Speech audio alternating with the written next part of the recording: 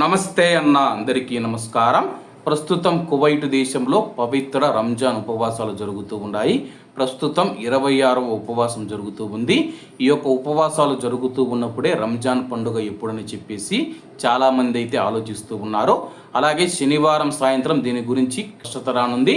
అలాగే ఇస్లామిక్ వ్యవహారాల మంత్రిత్వ శాఖ ఈద్ ప్రార్థనలకు సంబంధించి కీలక ప్రకటన చేసింది.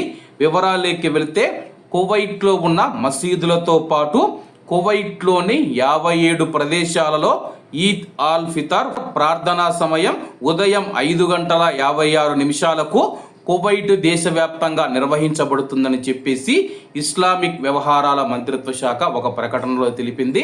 కాబట్టి కువైట్లో ఉన్న కువైటీలు కానీ ప్రవాసులు కానీ ఈద్ పండుగ ప్రకటించిన తర్వాత తెల్లవారుజామున ఉదయం 5:56 మీరు ఉపవాసాలు ఉంటారు. కాబట్టి ఉదయం 5:56 ఈ యొక్క ఈద్ ప్రార్థనలు ఉంటాయని చెప్పేసి ఇస్లామిక్ వ్యవహారాల మంత్రిత్వ శాఖ తెలిపింది. అలాగే కువైట్లో ఈద్ వచ్చేసి ఆదివారమా సోమవారమా అని చెప్పి తెలియాలంటే శనివారం సాయంత్రం కువైట్లోని మూన్ సైటింగ్ అథారిటీ న్యాయ మంత్రిత్వ శాఖ పర్యవేక్షణలో అయితే సమావేశం నిర్వహిస్తూ ఉంది. సమావేశం నిర్వహించిన తర్వాత మూన్ సైటింగ్ అథారిటీ కువైట్లో రంజాన్ పండుగ ఈద్ పండుగ మనం చూసుకుంటే ఆదివారమా సోమవారమా అని చెప్పి నిర్ణయిస్తూ ఉంది. ఆ తర్వాత మాత్రమే రంజాన్ సెలవులపైన కూడా మనకు స్పష్టత వచ్చే అవకాశం ఉంది.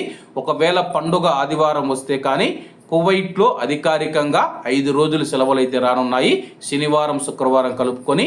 ఒకవేళ సోమవారం పండుగ వస్తే కానీ మరొక 2 అదనపు రోజులు కలుపుకొని మొత్తంగా 9 రోజులు సెలవులు రానున్నాయి.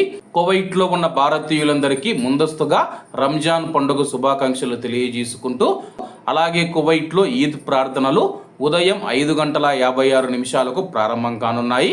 కాబట్టి అందరూ బాగుండాలి, అందులో మనం ఉండాలి. అందరికీ నమస్తే అన్న, జై హింద్.